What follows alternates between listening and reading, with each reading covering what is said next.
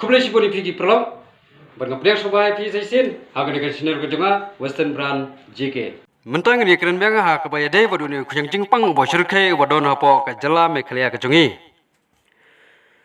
Aha kapur sipo baje menta ka khatnyau terik arjar arpau. Ngilayo ya ka report na ka sorkar baladon biang sakhatwai ngut kibayo ya ka ne ka jingpang COVID-19.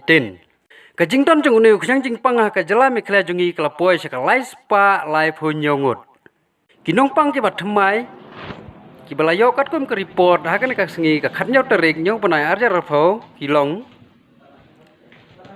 na is kesihil laingut na riboy district nyongut BSF UA total active case kepadon hadu menta ha is kesihil kelapoi ha ka arspa khandai fuar ki BSF arspa arpulai ki amfus khatsau bat kiriu pajba san pulaingut ya jingdon jong kinong pang hakini ke distrik baro jong ka jela meklia ka riboh distrik kelapoi sa ka live wengut ka is jentia hill arngut west gro hill prangut south gro hill arngut east gro hill iway north gro hill iway kapasultanat kalong bahadu menta ka kliman kampadon kano-kano ke jingjia kapasusi na kaliang jungni uksiang jingpang COVID-19.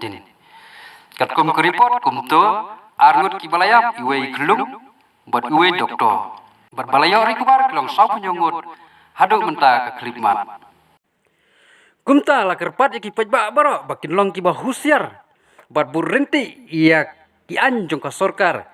Kenang pengenlong ke jingjob ban yakhun yuni kunyang jingpang buat sirkai COVID-19 hapo ka jela ka jungi. Nange apa kene ke channel ke jonga bat nganang ya upload ki video. Kublai sibun.